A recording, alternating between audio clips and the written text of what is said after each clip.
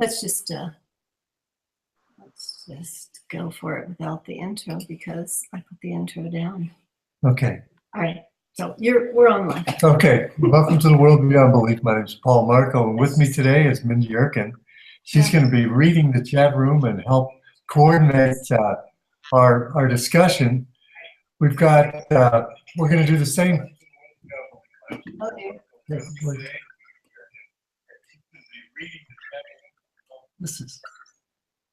Here we go.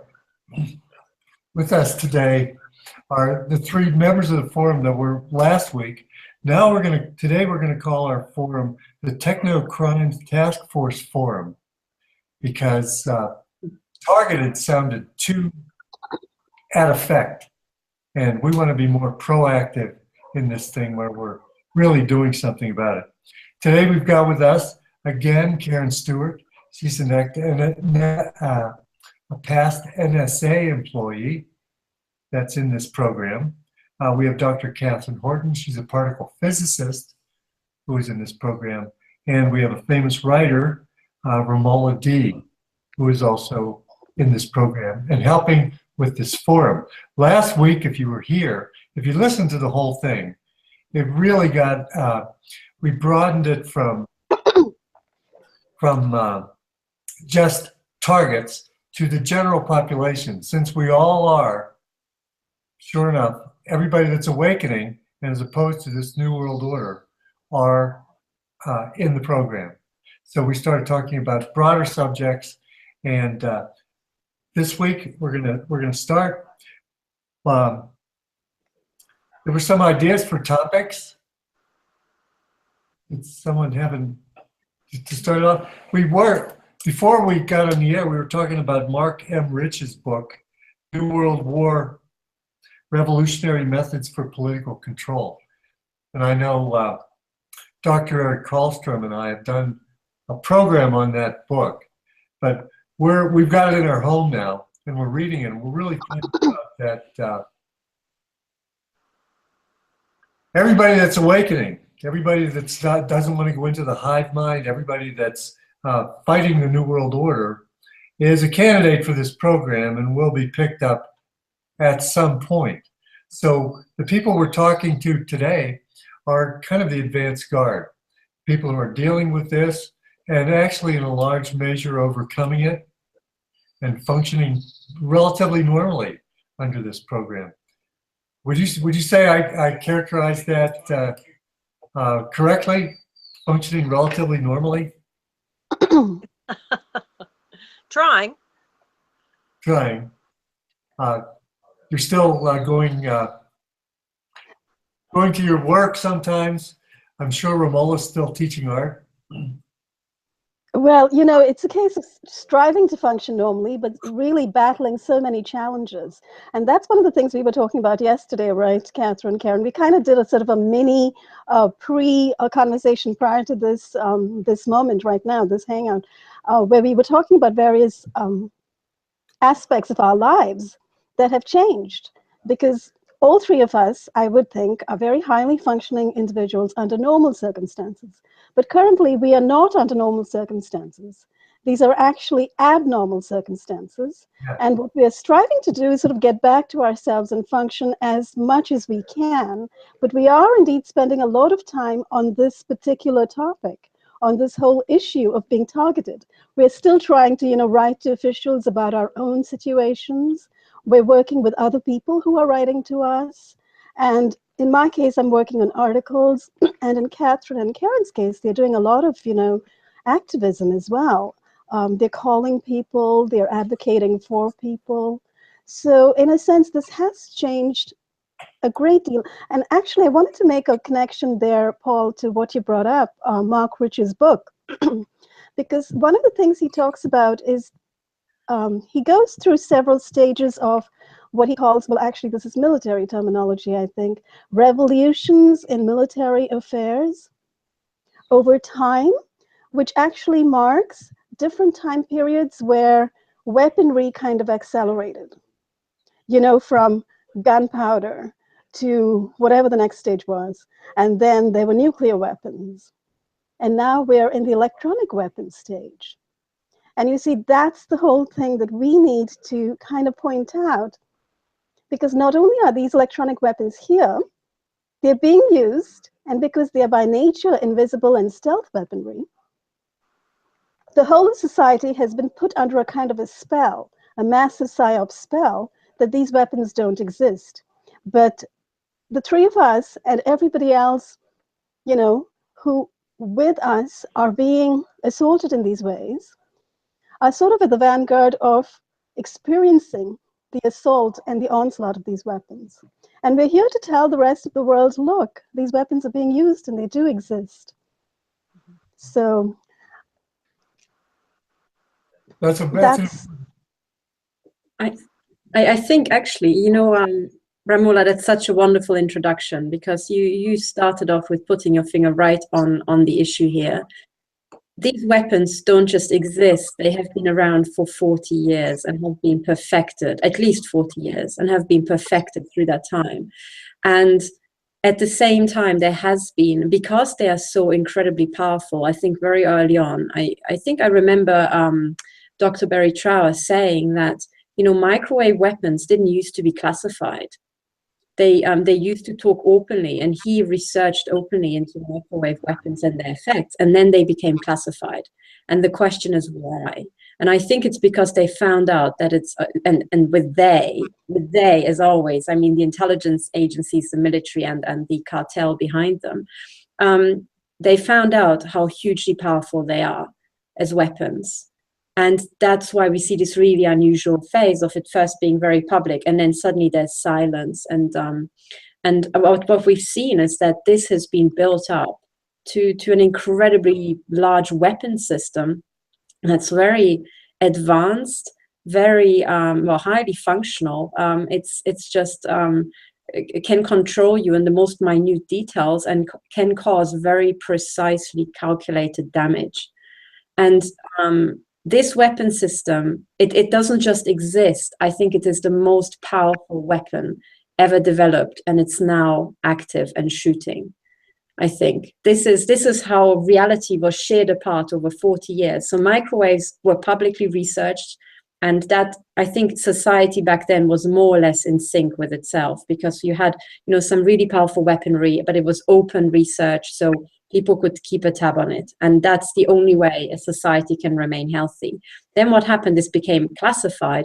They continued to build up this huge system. And at the same time, there was this incredible disinformation in the population about the existence, and everybody was, slandered, who came forward and said that they exist or they were victims. And now this weapon system became ever more advanced. The population became ever more ignorant. And we've got now this huge abyss between reality and what people know. And essentially this abyss is being used by the military intelligence cartel to not just systematically murder people. They have built it up to such a sophisticated takedown system that I've heard rumors that they essentially have computer simulations and also, computer databases where they keep tabs on absolutely everybody. And I think by now they can decide what sort of illnesses we get and when we die. And I think that's exactly the point. That's exactly the point. And we are now at the cutting edge of this, because this weapon system is being applied to us, and it's integrated with the surveillance networks and so on. And when we essentially day by day, we live in this reality, and we see that there's this war going on with the most powerful active weapon system ever devised. It's like as if you were, at the edge of Hiroshima. You saw that happen, and then you go back to a normal community and you try to explain to them what you just saw. If you said to them, if these people didn't know about atomic weapons, and you said to them, I saw an entire city obliterated within a second and everything burn up, they wouldn't believe you, because they would say, how could it be? You can't have that much energy. The thing is, you can, because it's a nonlinear process. And now we have the same thing, that we live in this reality. We say, my God, there's this war people have been essentially attacked. I think, well, we don't have precise numbers, but the rumors go between, hundreds of thousands and millions of people are being attacked with this. There is an open war. It is pretty open if people care to look. There's an open war on the population. We are in this war.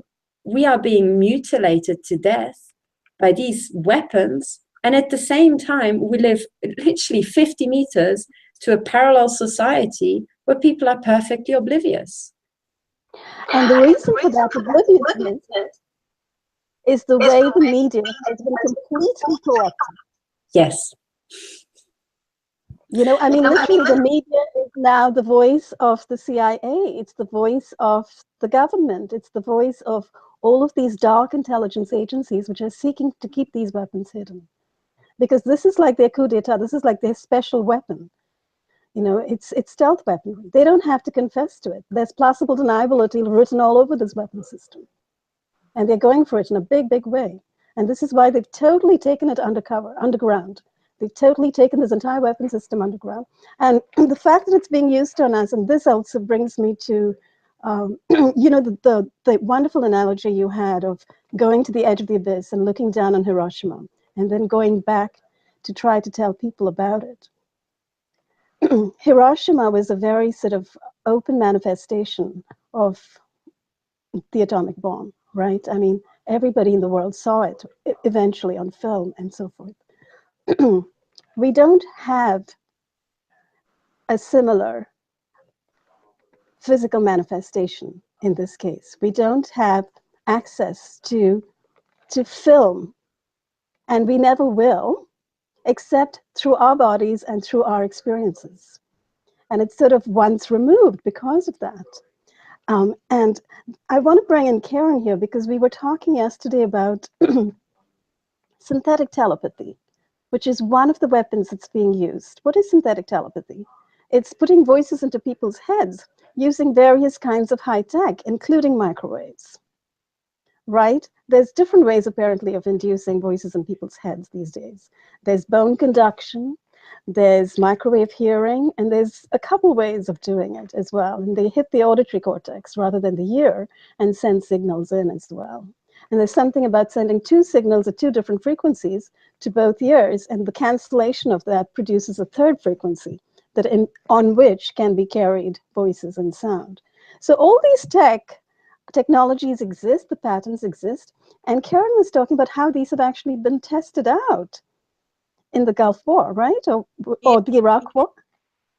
Yes, they actually, I was talking to Paul and Mindy about this before we went on the air. Somebody did a YouTube video concerning the battle for the Fallujah airport. And if you remember, the American forces and the Iraqi forces were head to head, and the Americans were not making any progress whatsoever. Well, the decision apparently was made to bring in, let's say, microwave, because that's what it looks like to me. Iraqi forces with microwave, and they melted them.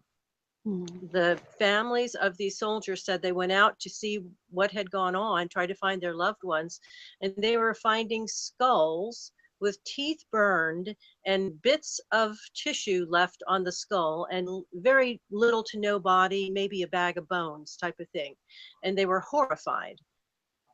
Went back to their villages and told people about it. But in the meantime, the American military came in, according to the YouTube, took every single Iraqi body, put it in a truck or something, and then also took 2 inches of topsoil, scraped that up, put it in the trucks, and then took everything out to the desert in an undisclosed location and buried it all. Buried all the evidence that they had used a microwave high energy weapon, because that's against the Geneva Convention. That was a war crime. Yeah. But this is the only, the bits and pieces that we are garnering from the Iraqi war they're really the only solid evidence that we have that, yes, they have been used on human beings. And the thing is, they're so easy to use because, unlike a nuclear bomb, you don't destroy the city. You don't destroy the water supply. You don't contaminate the soil that you grow food in. You use them, the people are gone, and there's no evidence. You know, you take everything, and then you can use the city, you can use the airport as you want, and you haven't destroyed something. As where with a nuclear bomb, that area is gone for your use forever. And, you know, essentially forever, it's gone. But these are more likely to be used because they don't totally destroy the area like a nuclear bomb does. And that makes them even more so, more dangerous. In fact, if you listen to some of the videos that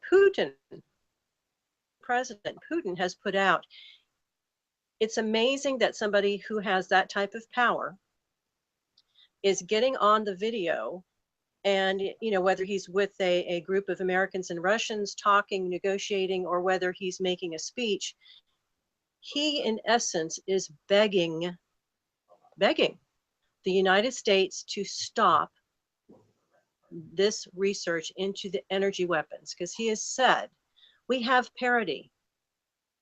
The world, China, Russia, America, we don't want to kill our people.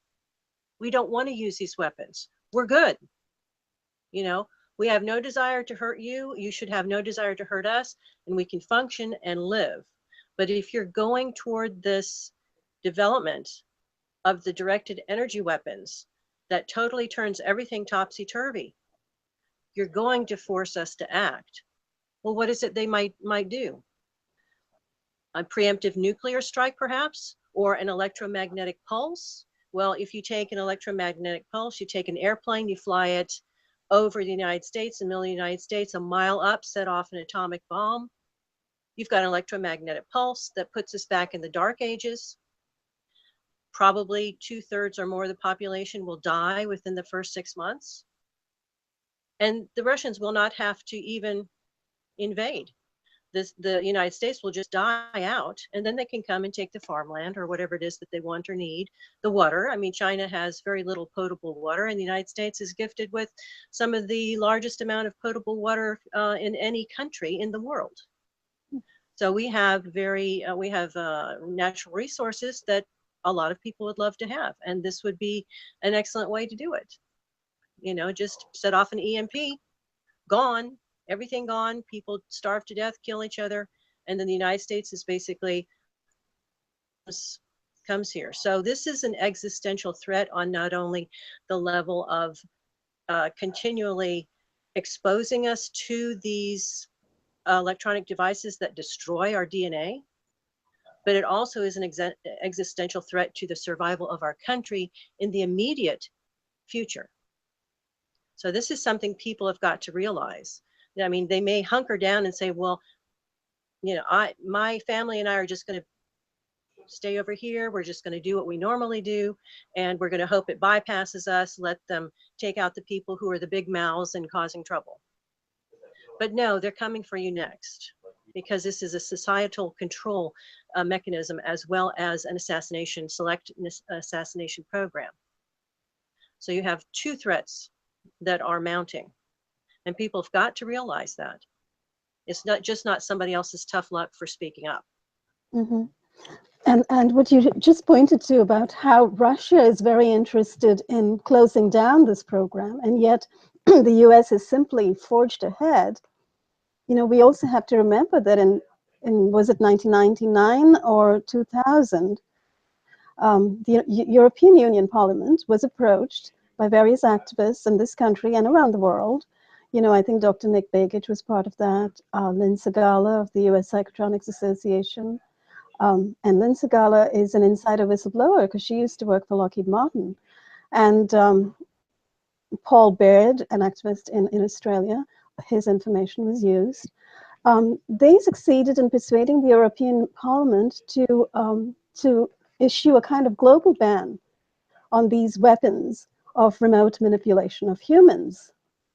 And also the UNIDER, United Nations Institute for Disarmament Research, they also noted that, you know, that any weapons that engage in remote manipulation of human beings should be banned. And this seems to have totally fallen by the wayside. I mean, nobody seems to have kept to these strictures, least of all the United States. And that was, if that happened in 2000, I mean, look at where we are now in 2017. And this program, judging by the increasing numbers of those who are being targeted and assaulted with these covert weapons, increasing, you know, they're increasing, Maddie, the numbers increasing. So that tells us something, that the program has not just continued, it seems to have ramped up. So as you say, Yeah. go ahead, Paul. Well, I'm sorry, Ramola, you froze up. That's the only reason I interjected. Oh, I see. Can you what you were saying? Oh, okay.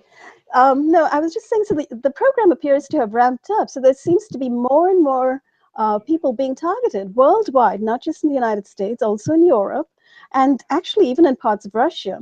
And which brings us to the question, well, who is doing this? Who is running this program? It's sort of an identical program around the world. And who we are hitting are people who, as Karen said, are outspoken in the community, people who are whistleblowers, people who are activists, people who are writers, journalists, old media journalists. We are the ones who are being hit. And why are we being hit? And how is it that there's such a similarity in the nature of the assault across continents? Which brings us to the question, well, who's running this show? And I think Katherine has some answers there, right? We were talking about intelligence agencies suddenly sort of amalgamating and being run as one big intelligence agency. Yes, and I think it's very. I mean, I can explain the background as I see it, and under that light, we should I think society should wake up that the intelligence agencies were the one part of government no one was allowed to talk about. We're allowed to talk about the police and malpractice in the police. Similarly, military officers going mentally AWOL and shooting people up or committing, horrific, serial killings or rapes. That's also, we can talk about that. But the intelligence agencies are at least the size of the military. Yet I don't remember a single case of some horrific crimes by intelligence agents being openly discussed. If you look at the police, every single day there's something, something, because that's just it. And people have to understand, with systems that size, it's natural. It is actually natural. That's what you expect. You expect a certain rate of serious malpractice because that's just what people are like. So when we have the intelligence agencies and there's just silence for decades, and I cannot remember a single case of serious malpractice from an intelligence agent, what it means is that there have been years and years of silence. And the question is, or cover-up rather, and when a system operates under cover-up for decades, the problems get worse because people who are committing crimes stay in the system, get promoted, and it just gets worse and worse. So by now, just thinking about it this way, we can already tell that the biggest problem in our world must be by now the very large system that no one was allowed to talk about, and that's the intelligence agencies. I mean, the banks are pretty opaque as well, but we did have recently, huge inquiries into banking, and yes, they haven't led to any convictions, but at least we do have handles on them. Now, the intelligence agencies are even more lethal because they do research into, for example, electromagnetic weapons, but traditionally also into poisons, into every type of killing people. So that's just the basics of the intelligence agencies. And then come to that, this system tendency that if you started off with a society somewhere at time zero, and then you think, okay, you establish an intelligence agency, who are they going to be most nervous about? Well, it's going to be another country's intelligence agency because those are the people who are going to spy on them professionally. So any intelligence agency will worry about other intelligence agencies the most to start with. So that's how it sets up. So what do they do about it? Well, they try to infiltrate each other. Okay, so that's a natural systems tendency.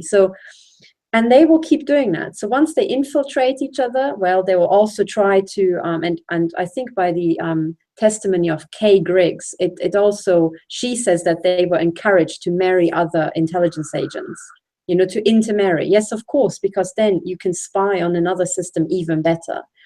And this has been going on for centuries, for absolutely centuries. The intelligence agencies are ancient. So it follows that what we have now is a highly secretive system where crime and malpractice and misdemeanor and psychopathology was never purged ever before in the history of mankind. They have all by now intermarried and infiltrated each other. And then there's another thing. Imagine you have, you know, one intelligence agency infiltrating the other one infiltrates them. At some point, they have a total mix of personnel. You know, they literally exchanged, you know, they have got internships with each other effectively. So these intelligence agencies will naturally just morph. And given that this has been the tendency for millennia, not just the last couple of 100 years, by now, it should be obvious to everybody that all intelligence agencies in the world are by now morphed. They are, to all intents and purposes, morphed. So when you have all this cross-infiltration, intermarrying, and so on, people rise, you know, through the ranks. And at some point, you literally just have one organization. It's just a natural system tendency. And when you have one organization like that, it becomes obvious that, okay, somewhere in the world, there will be a HQ, and that's going to be probably the most dominant military hub in history, you know, because once it's like that, it will stay like that and just accumulate power. Okay. And we can talk about what that might be, but it doesn't matter. What's really important is to realize that actually the KGB and MI6 and also Chinese intelligence, they are just branch offices of the same entity by now. They must be, because there was never, ever in the history of these systems any mechanism to prevent it from happening. Much the opposite. They encouraged intermarrying. They encouraged cross-infiltration. They are all one. So what we have now is essentially these intelligence agencies just being one happy club, partially a happy family, because they're all intermarried and they all have, you know, their, you know, sex parties together. And there's the rest of mankind who's actually doing productive work. And this system is now out attacking us. Because, you know, and I think also there's a connection between the intelligence agencies and the bankers. yes. You know, we're talking about the huge banks. We're talking about the BIS, really, the bank that you were talking about, Katherine, the bank in Switzerland, right? Yeah. Absolutely, because with the banks, and you know, because the intelligence agencies are a system that's very opaque, we can't check if what I'm saying is true. But what you can do is go to a more, you know, somewhat more transparent system and see that tendency, that system trend holds up. So it holds up with the large global corporations. They have merged, you know, so clothes manufacturers are now pretty much the same company all around the world, the same few companies. And the same with banks. So mankind has woken up to the fact that all the central banks are private. And the central bank of central banks is the BIS, the Bank of International Settlement in Bern. So in banking, they already talk about the one bank, because the same tendency in it happens in banking as well. You know, you want to, especially banking, you want the assets of another bank, so they merge and they acquire each other's assets to become even bigger. So the same system trend exists. And then the question is, well, if the central bank of central banks and some other ownership structures above them are the biggest pool of money, or, you know, one of the biggest pools of money, and wouldn't it pay for them to just occasionally buy the services of an intelligence agency? Because, you know, you have business intelligence when you're running the stock market is really worth money, because you can predict what's going to happen. So again, the natural tendency is for the money pot to buy the spies. Mm-hmm. And this is also not just from yesterday. So by now, I think it's pretty obvious that all the intelligence agencies are merged, and by now they are owned full by the banks. Yes, lock, stock, and barrel. And I don't think it's occasional. I think it's complete. I think it's a complete takeover. The intelligence agencies currently belong to the multinationals and to the central bankers. They are, in fact, the face of the elite. And this is why we are being waged war on. Because why are we being seen as threats? Why are writers and scientists and intelligence agencies, intelligence analysts who are retired being seen as threats?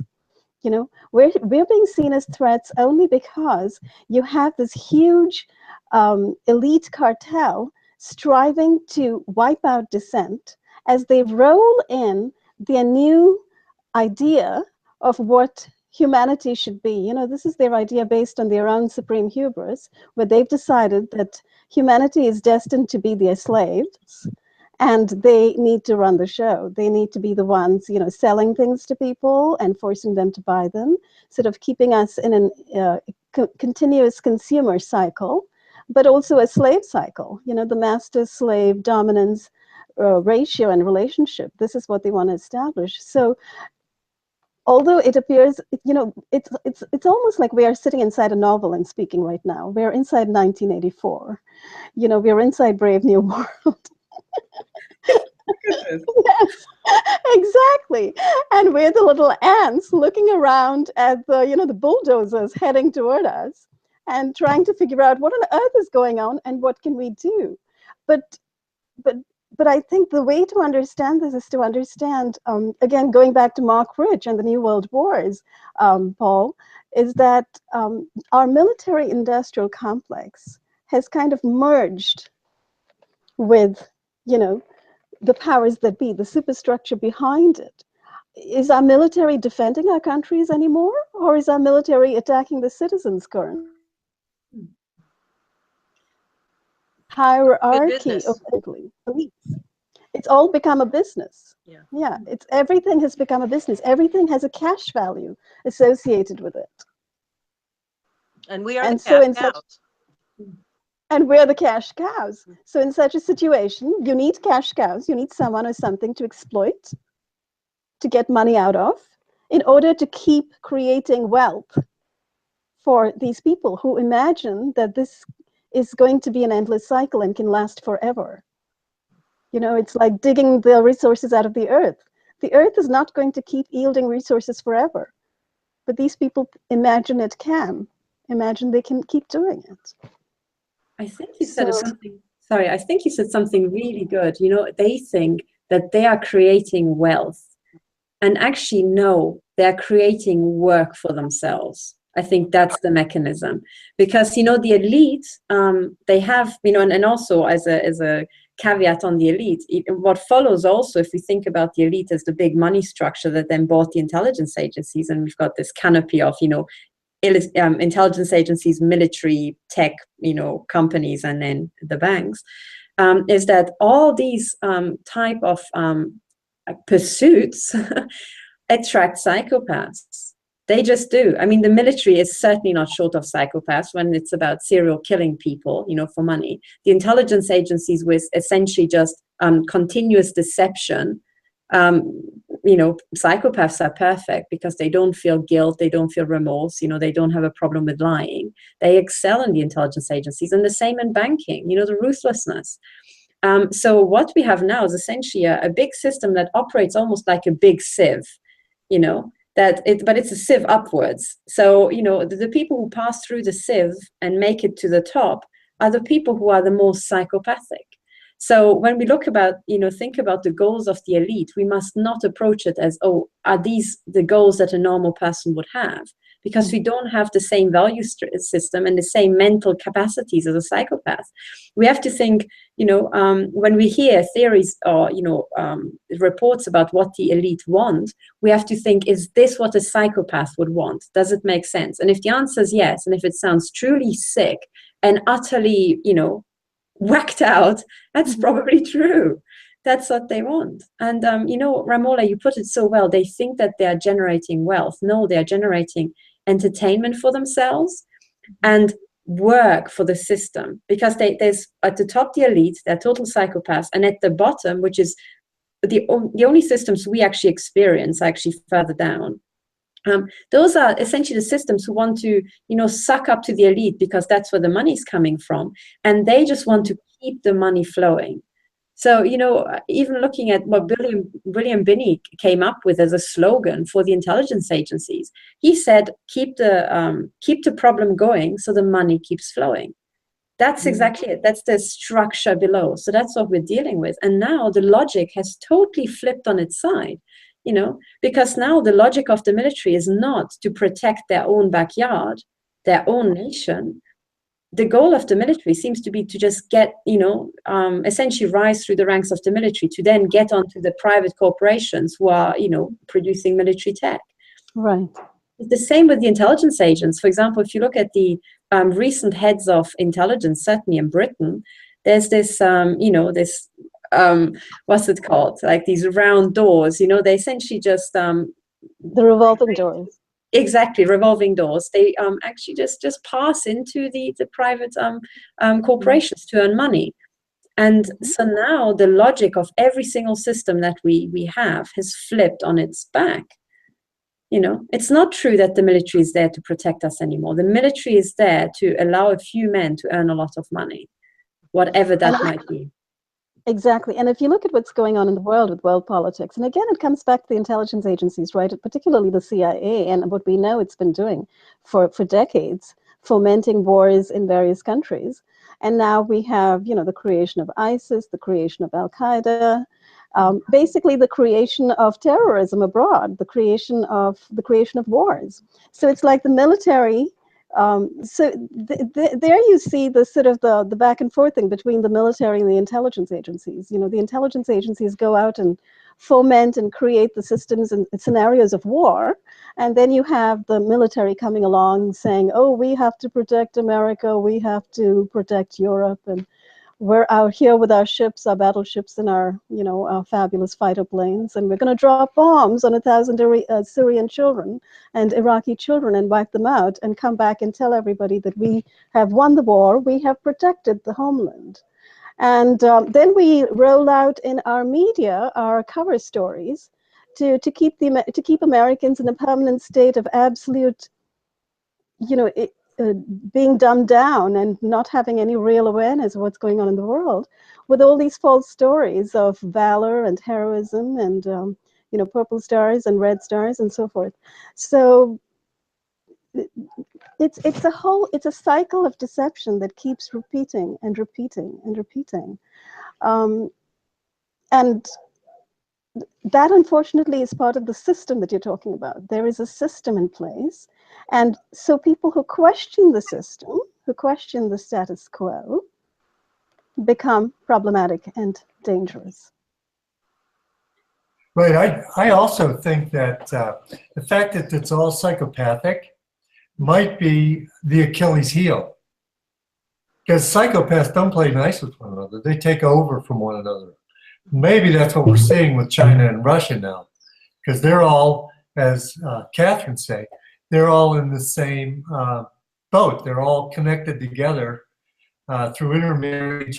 I mean, the KGB, what used to be the KGB, I don't know what it's called now, definitely has to be in bed with the Mossad, has to be in bed with the CIA. So maybe we're seeing, I mean, in the final analysis, there's going to be one psychopath who's going to rule this. And the rest of the psychopaths are going to attack one another. And I wonder if that's what we're seeing with Russia and China now, or whether we're just seeing an ongoing puppet show of whatever. I don't know. But we're dealing with psychopaths here. So it's a whole different type of brain structure. Yeah, I think what you said is I think exactly what we're seeing. We see a careful choreography. It's all stage managed, you know. I mean, the intelligence agencies infiltrated the media, and there's a media lockdown. So all the normal people can't get justice because the judiciary has been infiltrated. They can't, you know, have their stories heard because the media are infiltrated, always by the intelligence agencies.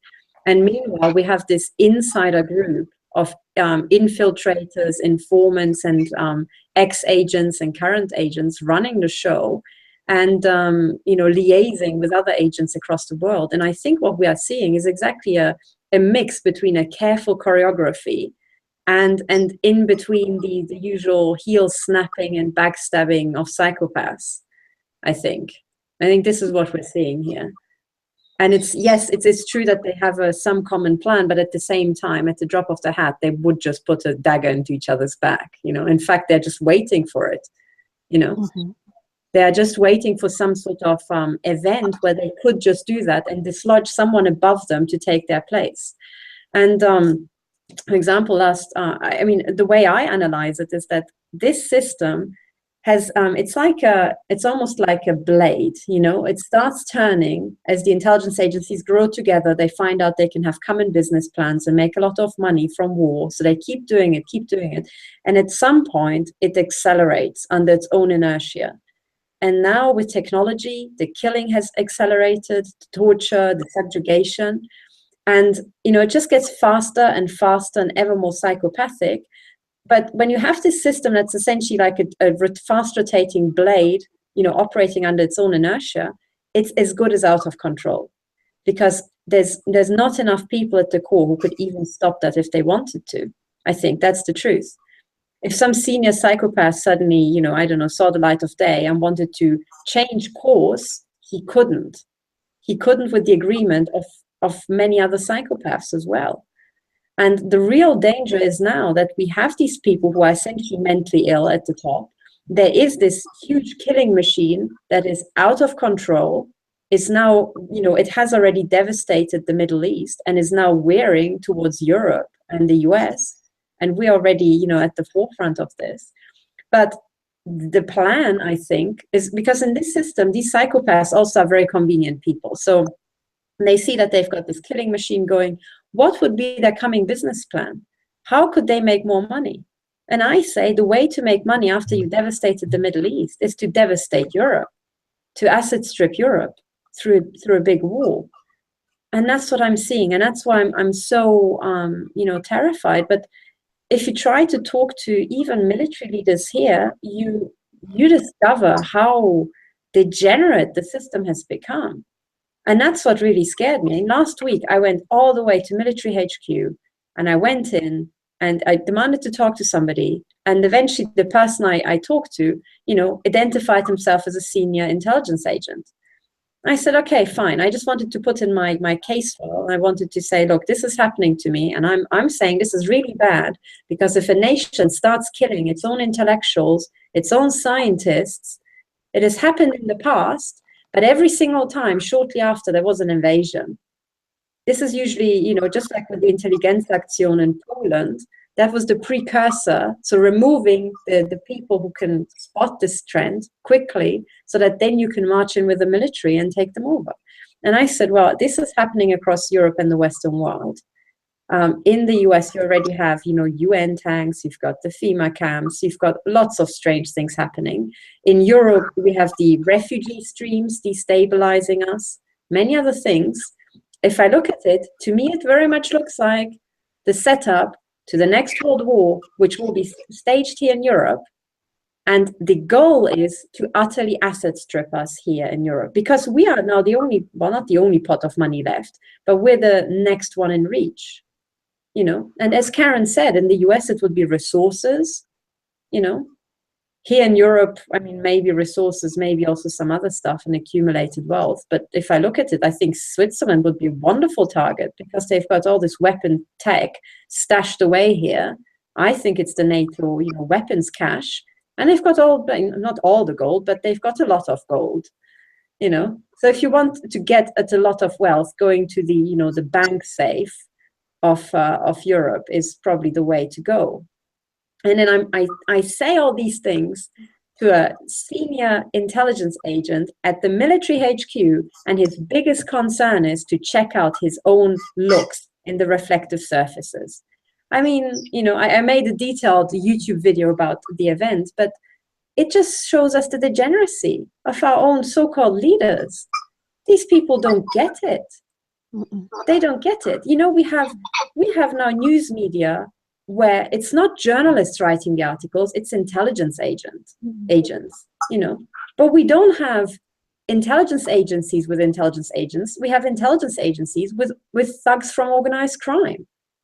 That's what's so crazy. You know, if you want to find an intelligence agent who doesn't do drug running, you have to go probably to the Guardian, you know, or the Telegraph. You have to go to the media. If you're in the intelligence agency, you're surrounded by people who do drug running, you know, organized pedophile rings. And if you go to the military, you've got businessmen, you know, I mean, sorry. Yeah, No, you're exactly right on target. It's hard to find the people that are outside of that system and see the system are us. And we're the ones who they can't allow to write and talk. I think they're allowing us to get away with it now because they want to see how far we're going to go. They want to see how awake we're going to become, and maybe to give other people a chance to wake up. We posted an article this week on what's going to happen to the rest of us. What's going to happen to the people who go along? And it wasn't exactly about that, but I made it about that in my mind. What they're doing with the chemtrails is they're spraying barium.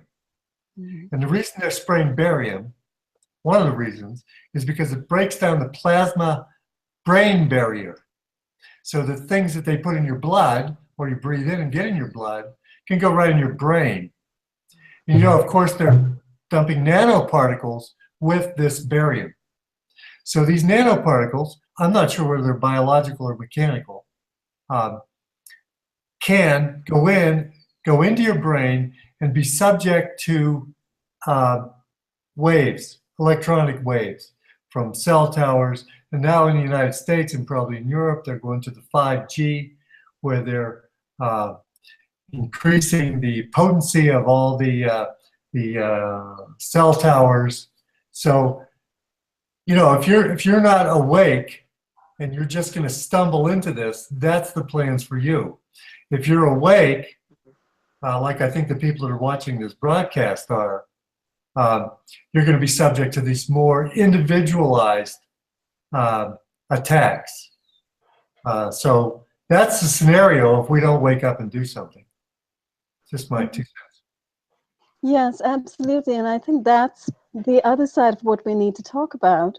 There's all of this that's going on, that's happening both at an individual level, as you say, Paul. There's this political repression that's being directed and targeted at certain people. And then there's, you know, a more amorphous, nebulous targeting that involves the whole of humanity, you know, whether it's in Europe or Asia or in the Americas. We're all being subjected to these horrific aerosols, these horrific chemtrails. And along with them, you know, all of the HARP emanations and the ELFs that go along with it, you know, which carries with it mind control possibilities. You know, the dumbing down of people's brains and minds, the removal of your short-term memory, the ability to induce Parkinson's, Alzheimer's, dementia in large swaths of selected populations and so forth. So we have all of this being directed at us. What can we do about it? You know? Good. Yeah, Go ahead, Ken. Go ahead. Yeah, Catherine. I think, you know, I mean, now that I sit here, I mean, I'm so sorry about this background, right? But it's the reality. And one of the things I realize talking to people is that they don't understand what we mean with targeting. They have no idea, because targeting sounds like, ooh, you know, it's like someone just, I don't know, has got a crosshair, you know, on a screen as you're walking around. That's targeting. This is not what we mean. So just explain to you my everyday, because I have been targeted, as in I would say mutilated, and I know that, you know, I'm not criticizing Ramola's term because we had a long discussion about the vocabulary to use. I'll now just briefly summarize what my life has been like. And for example, today and yesterday. So in January 2016, I started to be openly mutilated with these things. And I mean mutilated. The idea is to cause as much harm as they remotely possibly can. So I started having intense shots of microwaves pulsed into me that are so intense it hurts, right? So someone has to think, hang on, you know, we don't have an experience of microwaves apart from our own microwave in the kitchen. So imagine you take that energy, you put it into the pulse, into a pulse, and you shoot it into a person's body. What you're going to do is, you know, localized cooking and tissue damage. And essentially, I have been shot into on purpose in my home for the past year, non-stop, not just once or 16 times per day, which would have been bad enough, but about 24 times at least per hour, at least. And that's just the shots, random body parts. Then they cook my head, and this is why I need to have these shielding panels, because I know that there's a microwave emitter, because when I sit at my desk, the back of my head is cooked to the point where I can't think. If this thing isn't there, and if this device isn't off, I can't sit here and work. And all this, for the listeners who don't know anything about microwaves, it's all based on the fact that if you've got microwaves, 50% pass through normal building materials. So you can have a brick wall, you can have concrete, you know, if it's the normal thickness, 50% is going to go through. So if you double the intensity, you can microwave somebody on the other side of a wall. You can focus the microwaves into a sharp pencil beam. You can pulse it, anything. And that's what the intelligence agencies did. They used the 40 years of classification and cover-up to build up an entire arsenal of stealth weaponry. They already merged. They are one big corporation. So it's not to, you know, to apply stealth weapons against the KGB or something. It's not. It's to apply it against us, because it's this internal criminal cartel that, by the way, isn't productive in the least, because they are not in actual productive jobs. I'm sorry, banking isn't productive. They were generating money out of thin air. They didn't produce anything. Intelligence isn't productive per se, unless you really try to analyze and, you know, protect your country. But by now, most systems don't do that. And they got rid of everybody who actually did, like Karen. That's why she's inside the system, because her services were deadly, you know, actual analysis in this system. So we have now the real face of the intelligence agencies, which is about destruction, you know, and we have also the military, which is by definition about destruction. So we've got this huge system, which is entirely, you know, based around destruction. That's the only business that they're in. And they're using this stealth weaponry to continue destruction and try to make money out of destruction. And at first, the business plan works, but as Ramola said, they're not creating wealth. They think they create wealth. They're destroying everybody. And now the actual thing is that, you know, they just mutilate you more and more. So they start mutilating you because that's their business plan. If you speak up trying to protect you, then they mutilate you even more because you spoke up. Then because the attacks increased, you're trying to protect yourself, then they mutilate you even harder because you try to protect yourself. And it's like an endless ratchet. So by now, for example, yesterday, the day before yesterday, I went to bed, I think about 3:30 a.m. I climbed into bed and I have to erect these shielding panels in a triangle, having stuff below me, stuff around me, and then crawl in, then have a solid cast iron metal pan to just keep it near my head. If there are any gaps in the shielding, the computer will scan it, shoot through, and it will bounce around inside and hit me. So I crawled in, and then they didn't start with the electromagnetic attacks. They started vibrating the entire area. So try sleeping when your entire body is being vibrated with military technology. Okay, that lasted 20 minutes. They got bored. Then they started muscle pulsing me. And I have no idea how they do that. If they actually read my brain, you know, EEG, and they are making my brain do these spasms. But they literally just start with just moving your hand against your will. Then you try to ignore it. You try to sleep. Then suddenly your shoulder jerks. And I don't know if it's because an electromagnetic pulse was shot into it or because of something else. That continues for another half an hour. By that time, it's about 4:30 a.m., you know. And then when they're bored with that and they realize, okay, I still just didn't react, they turn on the microwave machine guns and just shoot me to bits. And that's what the metal cast iron is for, because when they start shooting at these panels are okay.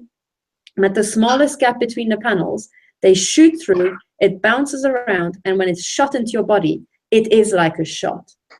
And when I put the metal pan to just try to protect my face, sleeping in a bunker, curled up like a Jew in hiding in the Second World War in Zurich, not Basra, in my bedroom, they shoot me to bits such that when I try to protect my face and my head with this cast iron pan, I can hear the shots bouncing off the cast iron. And we had a discussion, all three of us, you know, Karen, Ramola, and I, we all heard the shots.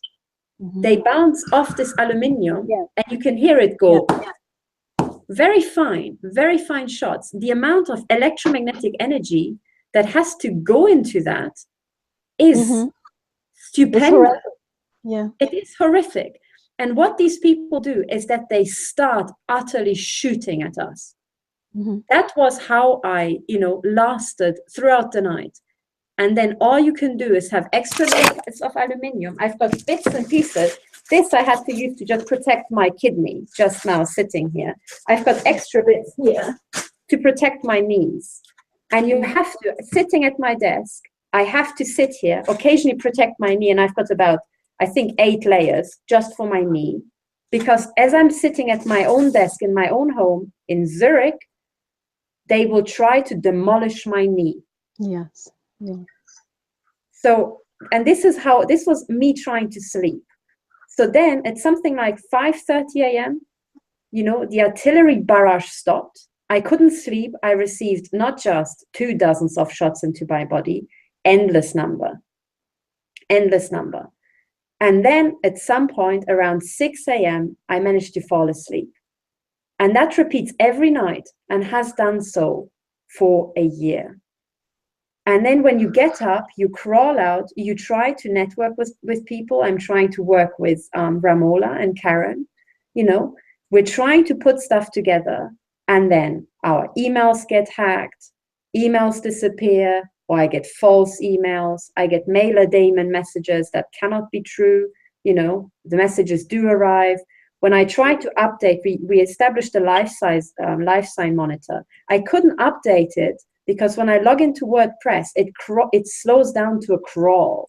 So if I type a sentence, it takes 20 seconds to appear. Now try working with that. Yeah. And I tried everything, you know. They've done the same thing to me on WordPress. Yeah, it's shocking. Yeah. Totally hacked in real time, so the computer totally freezes. Exactly. You know, despite the fact that I'm trying to shield the laptop as I'm writing, it doesn't help. And then, you know, this is the, so just to finish off, because, you know, you've got the daytime, the nighttime, and then the daytime, and anything you try to do, they will try to obliterate it. And then you get emails from agents mocking you. I got fake emails just recently saying, oh, it claimed to be a legal company sending me adverts saying, you know, what do you do if you essentially become disabled and can't take care of yourself? So it was kind of like a living will thing, suggesting I should write my living will. And this company doesn't have my email, but it's always timed. And then, of course, we get, you know, time messages. People comment on our emails. People comment on the emails we send and receive. Yeah. And I have published on my website a very high profile case where someone quoted a sentence that I sent to somebody else. And this keeps going. You try to get through. When you try to call lawyers, they don't want to hear. They don't want anything to do with it. When you're trying to go to the police, they don't record it. I tried to get my case reports from Greater Manchester Police. They refuse to send it. They refuse to answer my emails. I emailed the High Court, I think 12 times, requesting the evidence I had sent to them, on requesting confirmation, and also asking them why my case is not in the searchable database online. They refuse to reply. So we're essentially entirely surrounded, cut off from communication. Our communications are, you know, truncated. There are also slander campaigns over and over of really weird stuff. You know, we get agents mocking us. Meanwhile, whilst we're trying to update WordPress, our joints are crippled with a non-stop barrage. And then they've got frequencies where literally they just turn it on. It's like a switch. They turn it on, and then within a second, it feels like your head is burning up from the inside. It's a sensation I never had before in my life. Never. And it's external because you can shield from it and you can actually record it. Yeah. You know, even with a microwave smog detector. Yeah. So when people turn to you and say, aren't you imagining this? Isn't this in your head? Aren't you being a little paranoid about ambient EMF? This is not ambient EMF. This is very deliberately pulsed EMF that is targeted and directed directly at you, and that can be recorded audibly on shielding and on a meter. You know, and I think we've all had that experience. As you say, Katherine, at night, I also have to surround myself with shielding, and I use Reflectix, this kind of metallic bubble wrap stuff, which kind of looks like this. And inside, this is actually 2 layers, and inside there's sheet metal. Wow. So I'm surrounded with this sheet metal covered Reflectix all around me and over my head. Plus, I've got these mini shields that I make that I kind of prop up against my body because I'm hit very close. something they like to do every single night is hit my heart. Yes. So they seem to think as soon as, let's get her prone and then try to finish her off. So it's heart hits, and I'm using loaf bands, like Teflon covered loaf bands against my heart, and this shield, several layers of pans of metal to ward off these blows, which I can hear, which are very audible, And of course, when I try to get up and I try to record it, they mess with my cell phone, so it doesn't work. So I haven't been able to record these particular things, but I'm going to keep trying, and I'm also going to go get some better equipment so I can do it without a cell phone, I think, because this has been going on for so long, and they hit the shielding so loudly you can hear the hits. And I frequently actually asked my husband to, because now, of course, I'm sleeping in my own room and sleeping in my book room, in my library, what used to be my library. It's got all my books, and now it's got me in my little twin beds, sleeping there with my shielding. And I've frequently asked my husband, just come in and stay up, wait till I fall asleep and listen to the sounds. Well, he tends to fall asleep before I do, and so this has actually never happened in the last 3 years. So he can't actually witness to this. But I can tell you that my daughter has witnessed, has heard, and she doesn't want to talk about it. She's 12 years old. She doesn't want to talk about it, but she has definitely witnessed this kind of incredible hitting on the shielding around me. So, what I wanted to say was, this is horrific. What you just kind of, the picture you painted is so horrific. And I'm sure Karen also has her own stories as well, right? In terms of very similar, awful. Very similar. Yeah. Yeah, how horrific it is, both at night and, in your case, Catherine, it almost sounds like they're hitting you nonstop through the entire night. And that's just mind-boggling to me. It seems like in my case, they hit, and then they stop, or they taper off, or I fall asleep. I don't know what. But I get woken up like 3 to 5 times a night with all sorts of things, noises on the shielding, hits, extreme microwave heat sprinkling down on me, or heat at my spine where I'm lying, so I'm forced to wake up. All sorts of things. And then the same things you mentioned, the vibrating of the bed, vibrating of your body, shocks, electromuscular shocks all over your body. And I don't know how they do that. This is their wonderful classified tech, right? Remote electrical stimulation, which, by the way, talking about time periods, was something that was discovered by neuroscientists and biologists many decades ago. In fact, I was just before this conversation, I was looking up a 1930s paper on the remote electrical stimulation of the nervous system. So a lot of research was done, and then it was all buried, and it went underground, and it went into the intelligence agencies. It went into the CIA, and it went into the military, and it emerged as bioeffects of selected non-lethal weapons, kept classified. So there's all this awful stuff that's happening to us at night, and then in the daytime, I'm actually hit nonstop during the day. Even as I'm sitting here right now, I'm being hit in the face, and as you say, I'm being hit in the organs all around, and I'm just partially shielded because, like you, I like to breathe and I like to look out and look at the sun, so I'm not covering myself in a box, and I'm not walking around with stuff all over my head, which I do sometimes to protect myself. But I think what it comes down to is we are being hit so extremely, and in some of our cases for such a very long time. I have been hit in these exact ways for 3 years now. Every single night, sleep deprived, and my eyes. I've aged like 40 years, I think, over the last 3 years. I used to have a life. I used to have an athletic, outdoorsy kind of life. I used to go on long walks. I used to go hiking. I used to go running. I used to go to the gym. Now I'm hit whenever I go outside, particularly when I'm running or walking or going to the gym. I'm hit at the heart, and I'm hit in my private parts.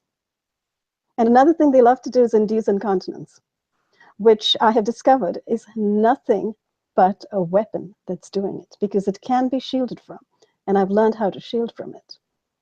But it's very hard to exercise being shielded. Can you imagine wearing orgonite and a ton of metal shielding all of your body and trying to exercise and do yoga? I can't go to a yoga class anymore. And I once thought that in my 50s, I would teach yoga. Well, I can't even go to a yoga class to go and, do downward dog on my mat with anybody else. So it's like when I do yoga at home nowadays, which I have to tell myself to do because it's a huge production, I have to shield the entire room and try to shield in front of the TV as well and turn the TV on and watch a show and do yoga, you know? So our lives have been so thoroughly invaded, have been so thoroughly intruded upon, have been so thoroughly destroyed, that I think the first step in trying to attack this, because we are being attacked, is to say, this is unconscionable. This is unacceptable, you know? This is untenable. We cannot sit back and accept it. So we take that first step and we say that we cannot accept this. We will not accept this, you know? I think it's even, sorry, forgive me, it's even more than that, because you put it so nicely, you know? It's like everything you say is true, but it doesn't even do it justice to what's happening, because this is a death camp experiment. This is Auschwitz. Yeah. We are Auschwitz. So everybody listening to this, they are having a video recording from Auschwitz and from Dachau live, and Bergen-Belsen, right? This is it. This is the 21st century version. You know, all three of us are in different death camps. Yeah. And what we have is that the intelligence agencies will use this classification period to keep people in the dark about this technology. And they are now going out and they're shooting women to pieces in their bedrooms for fun. For fun. They don't need to test this technology because they can predict the effects very accurately. They are now out mutilating us to death for fun. We're not a threat to the cartel. We're just being shot up because they can. And that's exactly right. You know, it starts out with sort of, you know, pronouncing the death threat on us, calling us dangerous, calling us enemies of the state. And these are just labels. Obviously, we're nothing of the sort. We're just smart people who speak out. We've been labeled, and a lethal mechanism has been applied to us, you know? And these so-called non-lethal weapons are not non-lethal. No. The way in which they're being used as well is supremely lethal. Nobody, I mean, the program that is being directed at us is insane in every possible way.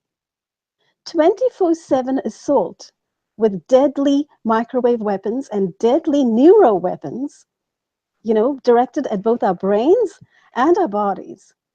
24/7 assault, every single second being shot.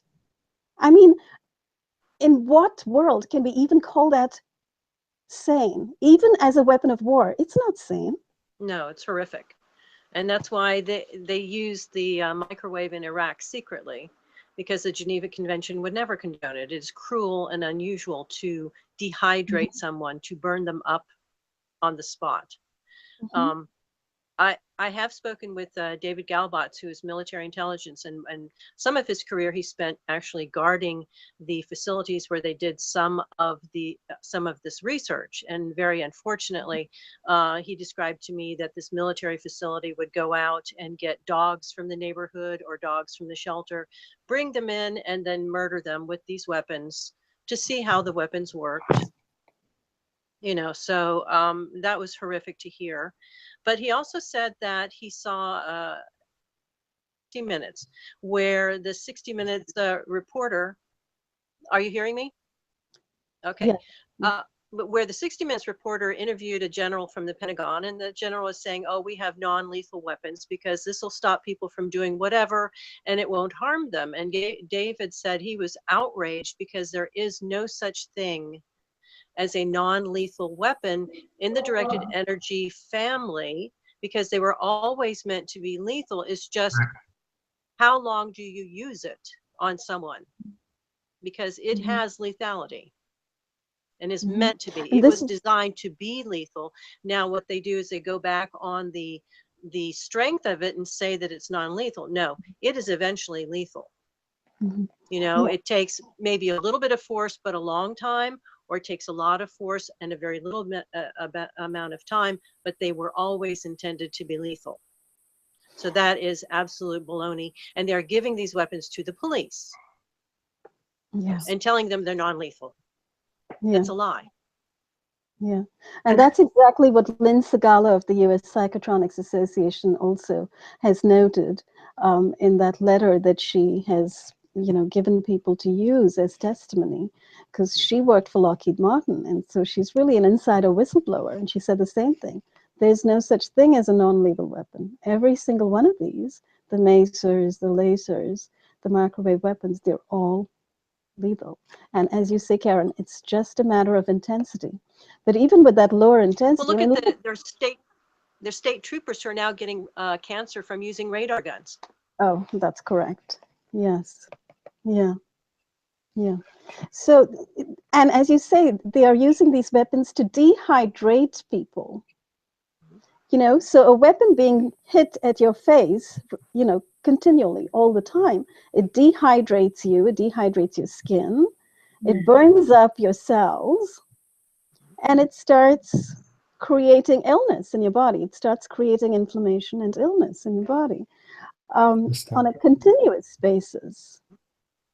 And so that continuous usage is lethal. And so I think one of the things, I see. one of the things we need to do as we figure out how to deal with this is to recognize how outrageous these weapons are, and once we take that on board, once we understand that essentially these are systems of torture that are being applied to us, and these are weapons, these are military grade weapons that are inherently inflicting cruel and unusual punishment that would be against any of the international conventions and treaties, against all of the Universal Declaration of Human Rights that we have in the world today. We take that information and we put it forward in front of the right people, and we repeat this information until people get it, because unfortunately we are living in a kind of a handicapped world where media has failed us. Mainstream media has failed us. Yeah. Now it kind of falls upon us to be media and to be the informers, both. We're not just the witnesses who are living inside the death camps. We also have to be the photographers, who convey the first pictures. That's exactly right. I want to jump in here because we must have really passed right over the target. As soon as Karen started talking about microwaving the dogs, they cut us out. Oh, wow. They don't want that information out. Whatever it was, whatever you talked about, we couldn't hear it because it had cut out. But, okay, well, I'll repeat very quickly. I have been in touch with David Galbots, who was military intelligence, and one of his assignments was to guard facilities where they were doing weapons testing. And this is, a couple decades ago. And so he said that after dark, the military facility would bring in truckloads of dogs, either stolen from neighborhoods or gotten at the shelter, bring them in and test the weapons on them, killing them, frying them in the most inhumane way possible. And so he said that he knew that these weapons were not non-lethal. And he saw an episode of 60 Minutes where a reporter interviewed a general from the Pentagon about non-lethal weapons. Well, the general lied bold-faced to the reporter, saying, oh, these are humane weapons. These are just for crowd control and just to push people back so we don't have to kill them. Yeah. And he, excuse me, he was so outraged that he contacted 60 Minutes and said, that's a lie. And I will do an interview with you and tell you exactly the fact that these were always designed to be lethal. It's just a matter of the intensity of their usage.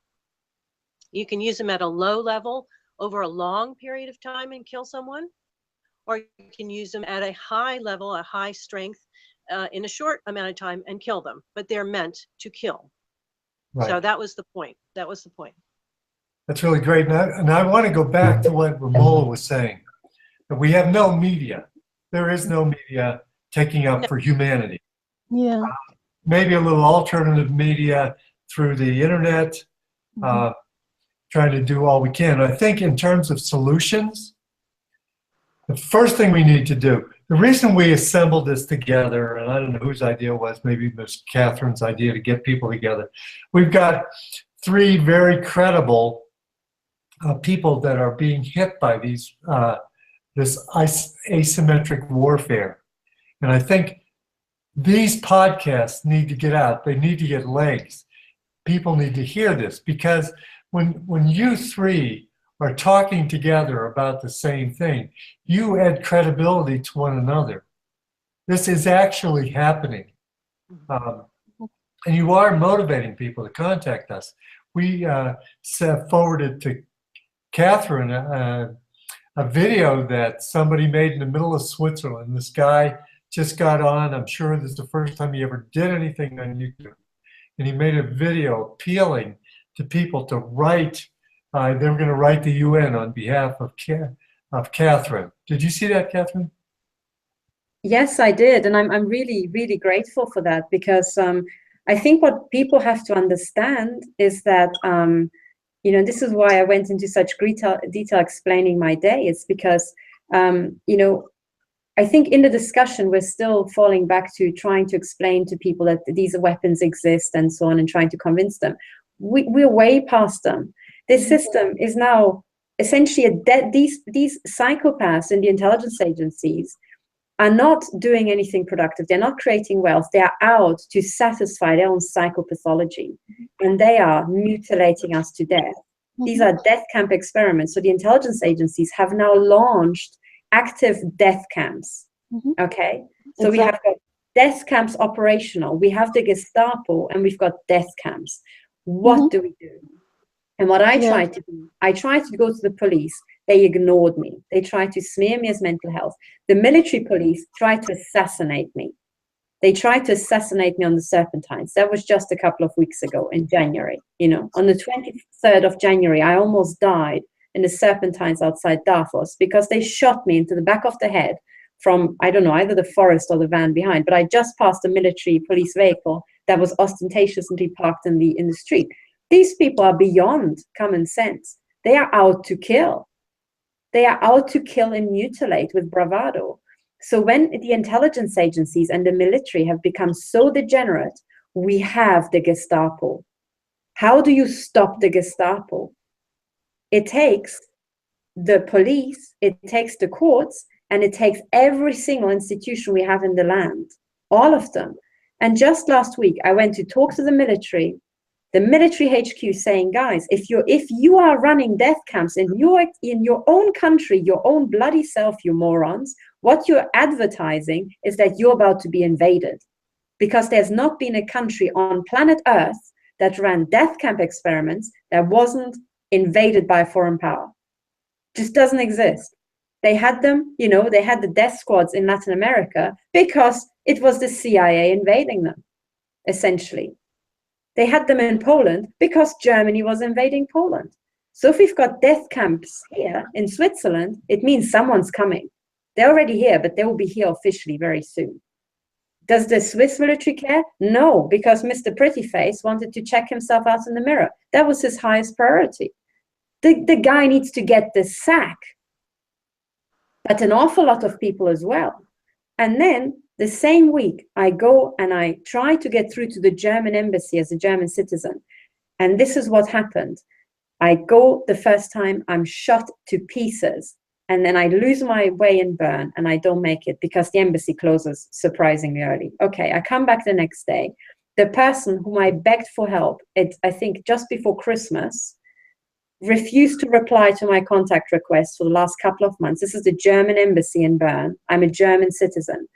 No reply from the embassy. And then I go there in person. That day, they don't have time for me because they're all in a meeting. Okay. And I ask, is she there next day? Yes, she will be. Okay, I come the next day. And the next day, she already left home early. She left home early. I wasn't told the day before when I came. And I thought that's nonsense. And it was in my anger that I went to the military HQ in Switzerland because I had my bundle and I gave that to the NDB guy. So the NDB now has my file. So any mutilation that's happening to me is on the book, the watch of the NDB officially. They are officially culpable, officially liable. But then listen to this. On Thursday, right, we had our, our first crime fighters, Techno crime fighters forum. And then before that, I was trying to call the German embassy, and I call, and there's a computerized, automated message in, in the beginning, and it says the embassy is closed today. I thought that's interesting because it doesn't show up in the public holidays. And the computer announced the same voice, so it was the embassy machine saying the embassy is closed today. That's interesting. So I didn't call them. On Friday, I called back. The machine said the same thing. The embassy is closed today. And I looked on the embassy website. That's bern.diplo.de, right? It lists all the public holidays. These 2 days are not listed. So I thought, that's it. I'm now calling the emergency mobile phone of the embassy. And I called. Of course, you just get through to an answer machine, and they never reply. I left my message that day. I was utterly shot to bits, because of our forum discussion the day before. And then I wait, and I thought, I'll just try again. And this time I'll record the embassy message. And as I'm, I get out my recorder, I put it in, and I phone. And of course they can see me. They're watching me 24/7. So they know now she's going to record the message. And then I get through to the porter. And I say, aren't you closed today? He said, no. Were you closed yesterday? No, we were here. So what is this? This was the manipulation of the embassy message. So someone sabotaged the embassy message between me on my Swiss landline as a German citizen trying to contact the German embassy. Now that's already foreign interference, or it's sabotage, right? It gets even better than that, because I hear that. And then I say, can I talk to Ms. Richter?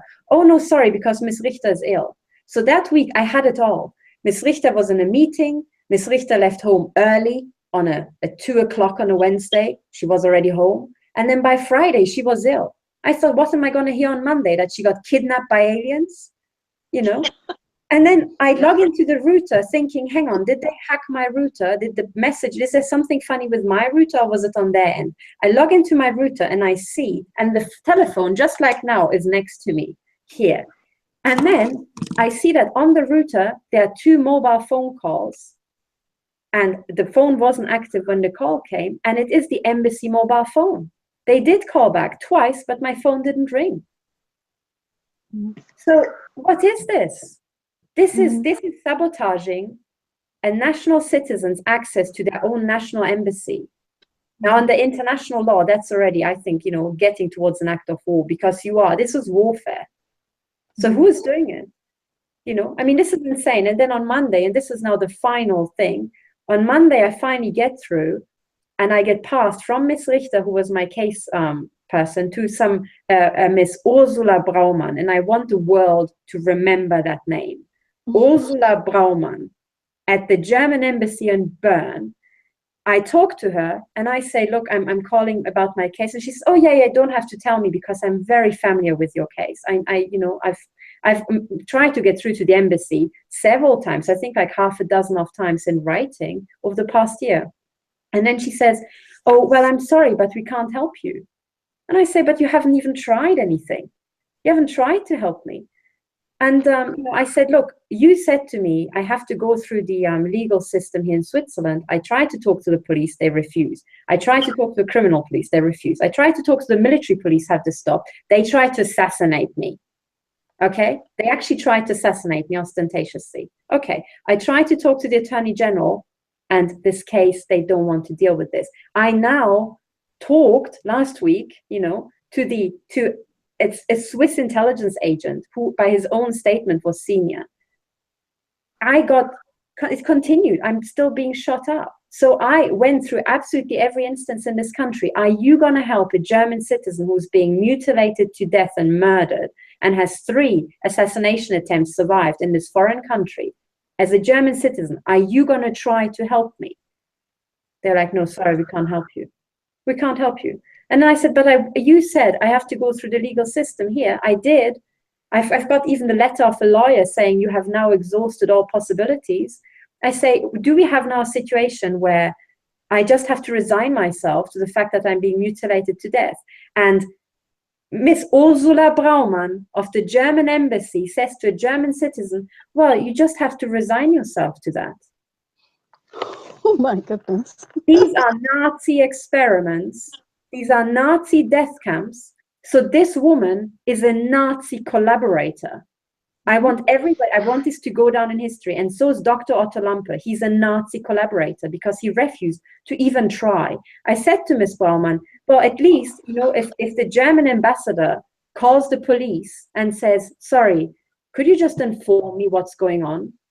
Just inform me. I'm not going to interfere. Just tell me what's going on. That's going to make a difference.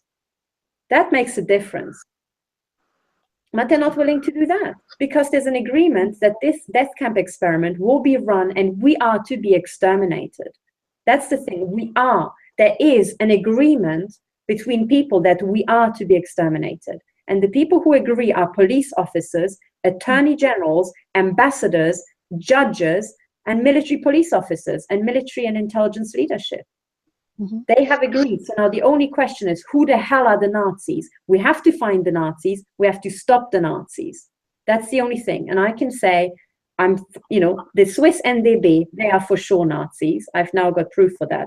Miss Ursula Braumann is a Nazi collaborator, and so is Dr. Otto Lampe. Because this is egregious. This is like a world criminal. Yes, and I think the point that you're making to name the Nazi collaborators is a huge first step. Because I think, as you say, somebody has made an agreement to exterminate us. Somebody has held hands, has signed off verbally, orally, or it's through written means, who knows. But they have decided it's okay. It's okay to take these names and put them on the kill list. It's okay to put them on the extermination list. And from that point onward, these names are, it's a free-for-all. You can go ahead and test weapons on these people. You can go ahead and play with your neurotechnology research projects on these people, whether you're DARPA or MIT or whoever. You can go ahead and take out insurance policies on these people.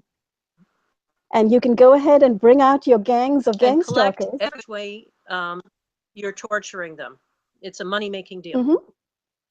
It's a money-making deal. You can collect money on these people, and this money is going to come from federal grants. You see, that's the way it works in the US over here. There's a lot of federal grant money going around. And I think both Karen and I can corroborate what you were saying, Katherine, with who we've approached for answers and the kind of non-answers we've gotten.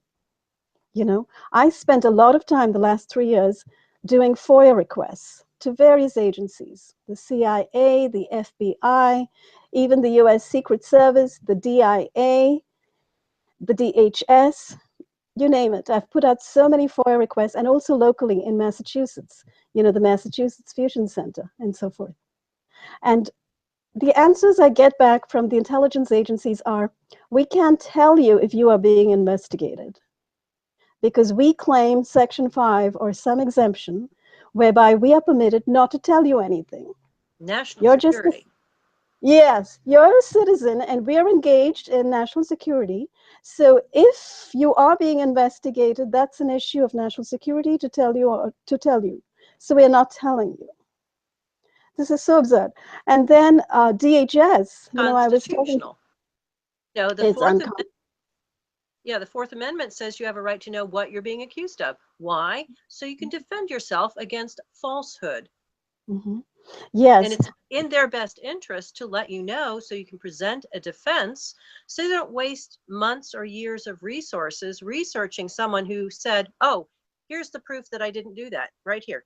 Exactly. So there is no way that a law-abiding citizen of the United States can reach out and say and ask, why am I being investigated? Why am I being surveilled?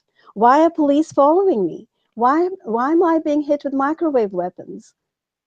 And if you look at our cases, getting back to the personal, it's like,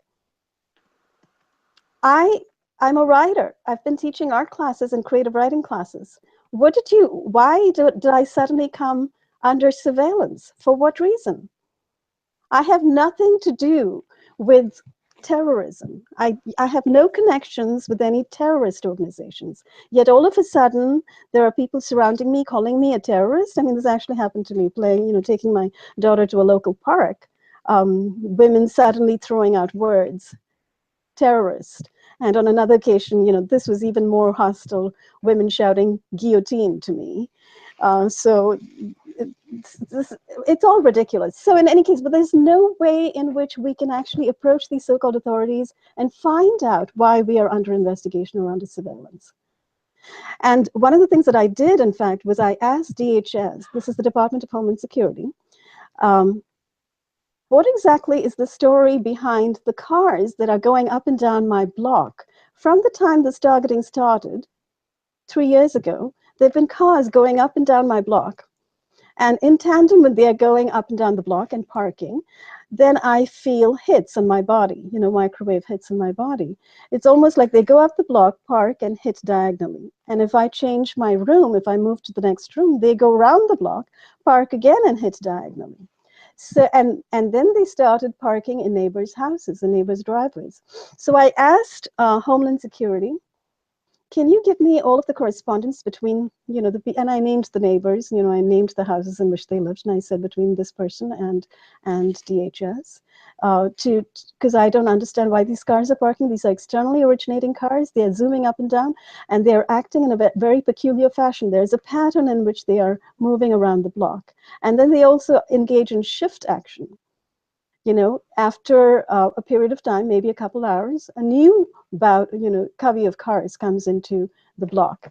So I asked them, what is this all about? And the answer I get back from the Department of Homeland Security, they say, no responsive documents, and that's it. Here they're being told about clearly terrorist action in my neighborhood of cars zooming in and zooming out. They don't care. They just don't care. And this is supposedly Homeland Security, So it's just like your experience, Katherine. It's like these so-called authorities are obviously collaborators in this entire scenario. They are complicit and they are engaging in this. They're engaging in this activity. So I think, what do we do? What do we do in such a scenario? So I think one of the things we do is do exactly what you have done, which is name them. To the extent that you have their names, name them. Call them Nazi collaborators. Do it publicly. Do it on video. Do it in writing. Put it on the internet. And the other thing I really want to call out is human rights groups that we have approached who have utterly failed us, and journalists we have approached who have utterly failed us. Yes. Name them. Every one of us who's been hit has run to the ACLU. We have written innumerable letters. We have knocked on their doors. I have actually gone in person to the ACLU, Massachusetts, in Boston. I've gone there and said, look, this is happening. I'm being clearly covertly harassed. And the people in front, at the front desk of ACLU, Massachusetts, laughed at me. They laughed at me. They laughed when I said I am being hit with electromagnetic weapons. These are, and I always use the words external signals. This must be my physics background, I have an undergraduate in physics. I know Katherine is a physicist, but it's like I always mention these are external signals. Yeah. These are not my imagination, and it's not ambient EMF. These are deliberate, directional, external, pulsed electromagnetic signals that I'm registering on parts of my body. I am being hit with microwave weaponry. So I use all this language and I say this to them and they laugh at me. And then they pull out their form and say, okay, fill it out. Yeah. And the form has a line that says, what do you expect the ACLU to do for you? Not a question like, what's going on? Are you experiencing some kind of abrogation of your civil rights or your human rights? Tell us about it. No, what do you expect us to do for you? Well, okay, so I filled out the form, I left all my information with them, and I get a message a week later, a letter from them saying, we received your information. I'm afraid we can't help you because you're an individual. See, this is it. This is exactly it. You know what? And this is where one thing that I've just thought about, I have recorded all the conversations with these officials that I'm referring to, and I have, passed around background copies. So should anything happen to me, they have to go literally up public and, you know, for Nuremberg 2.0. But I was thinking, I was talking to Melanie Vritschan, and she pointed out that actually we're now in the realm of legitimate self-defense. We are being mutilated to death on purpose, and things that might be illegal or unlawful otherwise do not uphold. So this thing of, oh, you're not allowed to record covertly, people covertly, doesn't hold. It already doesn't hold for journalists. You know, they have done sting operations where they covertly recorded people and then leaked stuff like that when it's about egregious crimes. And I think we should do the same thing. I think we should start and we should record the phone conversations, because I've recorded Miss Ursula Braumann, and I will make it public, because that is essentially a crime. But also I can, you know, now confirm that I have contacted Private Eye is a magazine. It comes out every 2 weeks. And it's one of these, you know, it's got lots of whistleblower material. I didn't just contact them. I was in their office for, I think, over half an hour, begging them to allow them to leave my court bundle. After my second court hearing from the High Court, after I already survived one assassination attempt by MI5 or MI6, I went to Private Eye, one of the, you know, most well-known newspapers or magazines in the UK. I'm in their offices, and the person who told me that this thing happened with Joe Cox, this person stabbed someone, and there was this big hoo-ha about the MP parliamentarian Joe Cox. I got to know that from Jane McKenzie, who was sitting downstairs in the Private Eye office. And I'm begging them to just report about the maiming and mutilation of UK citizens, and about the severe, you know, egregious perversion of the course of justice. They couldn't be asked. They couldn't wait to get me out of the building as quickly as possible. And one of the ladies slipped out when she answered the phone. There was a writers' meeting upstairs. So the entire assembly of journalists, that was on the 16th of June, 2016, was upstairs above me, a flight of stairs removed. And the two ladies downstairs were extremely keen to get me out the door before anybody from upstairs comes downstairs. But that was Private Eye. But I did leave my bundle. I got it back with thanks from Jane McKenzie saying, sorry, we can't help you. Private Eye have this information. They are Nazi collaborators. I'm sorry. These are death camp experiments. They've been running for decades. We know that hundreds of thousands of people are affected. There's no way that in the UK, you've got 5 or 6 mainstream newspapers. There's no way they don't know. Another one, Luke Harding. He was there at the High Court case when my targeting started. I sat next to the guy for weeks. I phoned him. He gave me my business card. I phoned him and I told him about this harassment. He couldn't care less. I said, look, this is bigger than the Snowden stuff. This is people actually being mutilated, not just spied upon. The information that you guys reported on, this prolific spying system, is now being used for prolific murder. Do you care? Luke Harding couldn't care less. The only thing he asked me is, what nationality are you? And that was one of my harassment triggers. That's what MI5 harassed me with, by just having random people stop and ask me for my nationality. And it comes from Luke Harding. So I'm thinking, Luke, you don't get it. You will go down in history as a Nazi collaborator, my friend. That's the thing. And, you know, we mentioned so many other journalists, and we should call it out. I mean, I have contacted all major newspapers in Germany and in the UK, and they are all Nazi collaborators. Why? Because I think the intelligence agencies are actually Nazi organizations. I think this is what we're waking up to. And most of the journalists are agents. So, of course, they'll be collaborating gladly in a paid way with Nazi crimes being committed. That's the truth, as shocking as it might sound. That is the truth. Yeah, I think there are 2 or 3 scenarios actually operating. One of them is... Say it again. It just broke up. Forgive me. Yeah, that's all right. Something happened. My voice is being broken. Yeah. No, it's okay. I can hear echo. It's okay now? Okay, excellent. So I think there's 2 or 3 scenarios currently operating. One of them is precisely what you say. There are intel agencies situated inside the major newspapers. So the people you think are journalists are actually intel agents. They are totally working for the CIA. So they don't care. They're the ones who absolutely don't care. And in fact, they not only don't care, they are brazen and inhuman because they will laugh at you. And I've had various experiences of people, you know, just not responding. And that's the other aspect. You know, there are journalists who are working for these big newspapers, for the New York Times, the Washington Post, the Chicago Tribune, the Guardian, the Independent, and so forth. And some of them, of course, are even running independent organizations like The Intercept, right? And others that have a profile as being questioning journalists, as being investigative journalists, as being somewhat critical of the government. And therefore, you would think more open to hearing from us.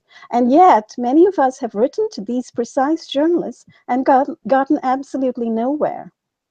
Yeah. You know, I wrote to the usual gamut. I mean, I wrote to John Pilger, I wrote to Glenn Greenwald, I wrote to Trevor Tim, I wrote to Jeremy Scahill, to Peter Moss, various people from, you know, The Guardian, The Intercept, and so forth. And I didn't get back any response. At one point, I think Trevor Tim wrote back to me saying, Ramola, you have an attachment. What I had done was I had written down the whole scenario behind what was happening to me, plus my own analysis of what I felt was happening generally to those being targeted.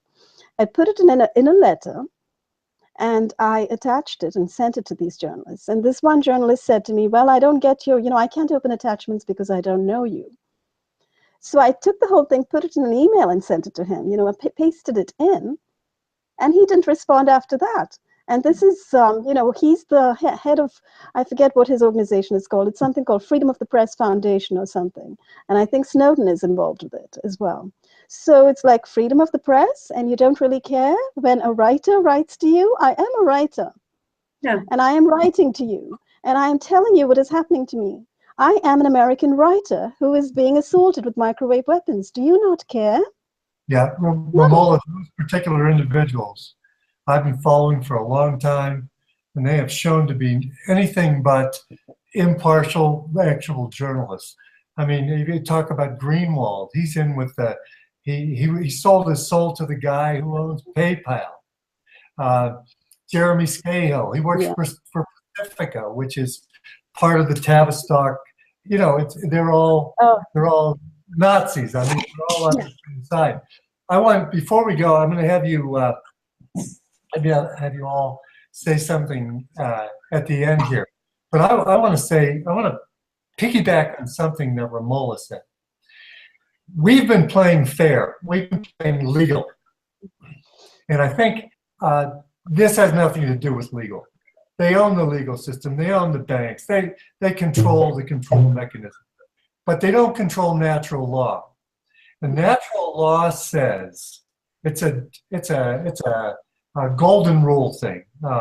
Do unto others as you would have them do unto you. And in natural law, if you violate somebody, that's never good. And you're being violated constantly. And you're perfectly justified in using force against violence. So if someone's in your driveway or someone's parked out in front of your, let the air out of their tires. I mean, you can use force legitimately outside the law. They're outside the law. Mm-hmm. So I think I just want we've been following these, you know, right to this guy, right to that guy. We're trying to find someone that's not a Nazi. Mm-hmm. And we haven't found anybody. Mm-hmm. So I think we need to. And I'm advising other people that are working with me on other different things. We need to be human and start doing human things. We need to stop the Child Protective Services. We need to stop those things. We need to get up and stop them. That's why I was so encouraged by that guy that made that little video and put it on YouTube to try to help Katherine. He's just one guy, and he's doing He's doing the writing campaign, and we'll get frustrated because that's not working. And we'll start doing more and more overt things. On the 25th of March, they're going to have a big march against the pedophilia in Washington, D.C., because we can't get any action. Nobody will investigate those people. Mm-hmm. So it's the time when we need to take action. And I'm telling you, it's okay to take action. It's always okay to use force against violence. It's never okay to use violence. Mark Passio does a wonderful, I don't know whether you know him, he's a guy out of Philadelphia who does lectures. He's an ex-Satanist. And he came over to our side. And now he's telling us a lot about what this is doing, because this is satanically inspired. I mean, this has nothing to do with money. This is the dark force. This is the dark state. Mm-hmm. So I just wanted to interject that because I'm passionate about it. And so since we're right here at the edge, before Google's going to cut us off in 2 hours. I have one thing Go to ahead. say too. One of the things that I noticed in Mark Rich's book was that these, they have enlisted other civilians to work against those who stand against the status quo and against the system. So you're not up against employees of the government. You're up against your neighbors who've been convinced that you're evil and you're out to hurt society in some way. And they believe wholeheartedly that they're doing the right thing by attacking you and trying to eliminate you because you're standing up against the system and the status quo. And most people think they just want the status quo. So they've actually been convinced that we're wrong and that we deserve to be under attack because we speak up against the government and the status quo. So I think we need to change our focus of attention to the people, the ordinary people out there in the neighborhoods who are being bought and convinced that they should be against us. Mm-hmm. Yeah, the thing though is, even trying to convince them, they don't get convinced. I hand out flyers all the time. They don't care. They just come back and behave in exactly the same way, Yeah. So I totally hear what Paul is saying. And, I do think everybody has failed us. Our authorities, so-called authorities, have failed us. Our human rights groups have failed us. Even our most outstanding journalists, people we have in the past respected, have failed us. So, what's left? So I think what's left is actually reaching out to people, as Mindy says, but I don't know if that's necessarily our neighbors, but generally people like educated people, reach out to them in terms of put your information out there so that physicians know, so that ER physicians know that when people come into their ERs, they're not mad when they say they've been implanted or they're being hit with microwave weapons. They're not mentally ill. These people need physical attention. They don't need mental attention. They don't need a psychiatrist and so forth. There was an article just recently about, it's been kept anonymous as to which part of the US and which city, but a woman, an RFID chip was removed from the body of a woman because there was an incision. They actually saw it. And so the ER physician, they barely believed that this could be happening in this day and age, but they found a chip inside of her. So it actually hit the media and it became a news story. And apparently they discovered that these chips are being used in sex trafficking of women and even children. Yes. And so ER physicians are beginning to wake up, So in a sense, that's what I think we need to do. We need to get our information in the hands of physicians, in the hands of psychologists, in the hands of psychiatrists. We need to approach the associations. We need to tunnel through and find ways in our society to reach these people, to help wake them up, because these people are still under that spell, that mainstream media spell, Mm-hmm.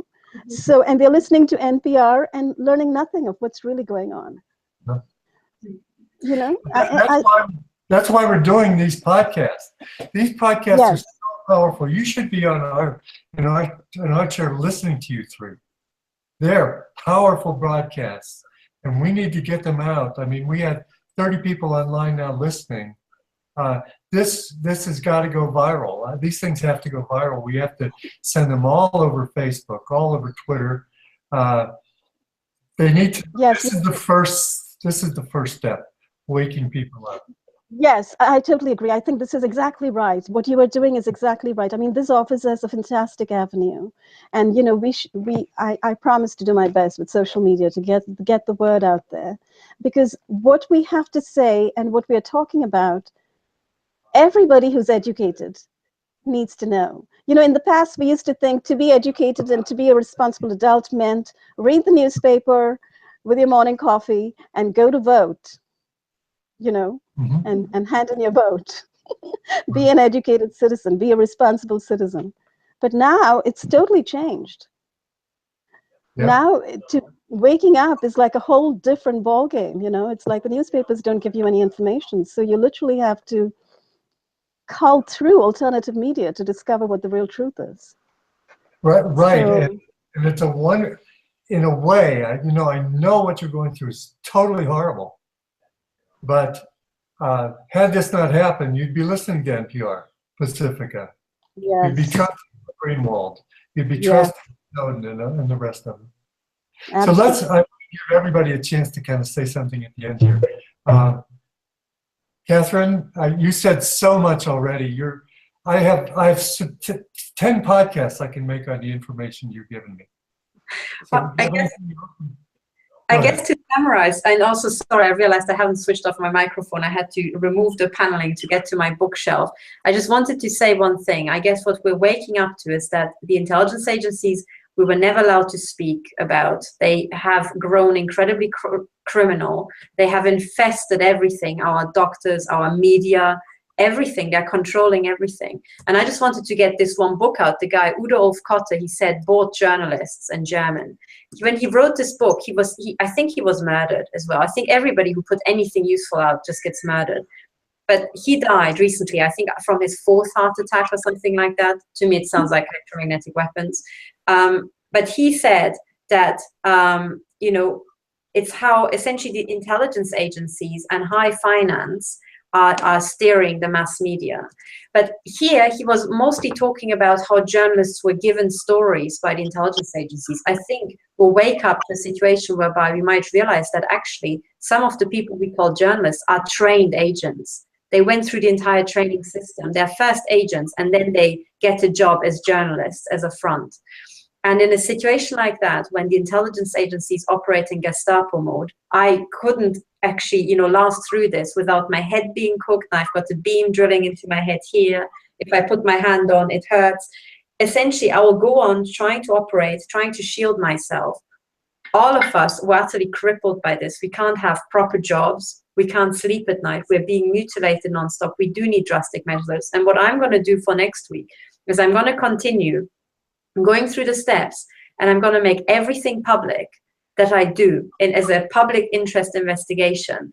And I will name all the names who are responsible. And it is the community's responsibility to keep that information public, to maintain it publicly. And even if I get murdered, if I die from my injuries, that this information is carried forward, knowing that these are crimes against humanity. They do not have a limitation period, and people can sue for the dead and disabled.